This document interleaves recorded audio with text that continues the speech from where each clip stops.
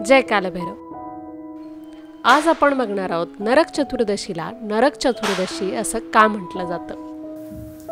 नरक चतुर्दशी ही वसुबारसच्या दुसऱ्या दिवशी आणि लक्ष्मी पूजनाच्या आदल्या दिवशी नरक चतुर्दशी हा दिवस साजरा केला जातो। यालाच काली चौदस किंवा भूत चतुर्दशी असं सुद्धा म्हटलं जातं।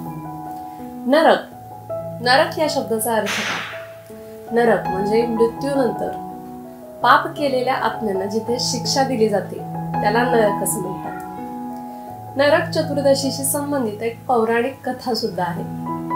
नरकासुर नावाचा एक राक्षस होता।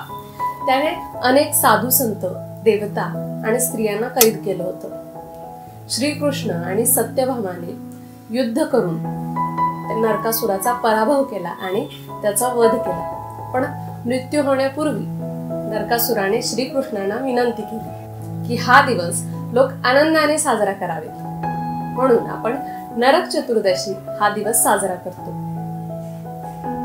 तर नरक चतुर्दशी दिवशी काय केलं जातं?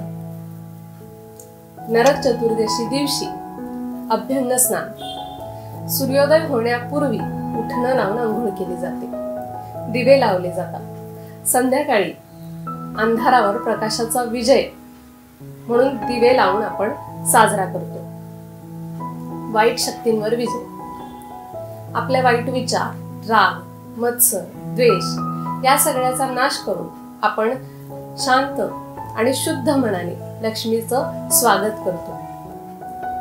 नरक या शब्दाचं काय महत्व आहे?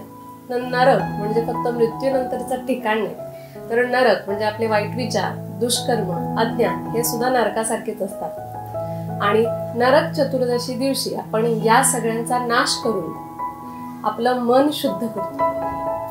ही दिवाळी तुम्हाला शांती, सुख, समाधान, आरोग्य, ज्ञान आणि भरभराटी घेऊन येऊ। तुम्हाला आणि तुमच्या परिवाराला या दिवाळीच्या खूप खूप शुभेच्छा। जय कालभैरव।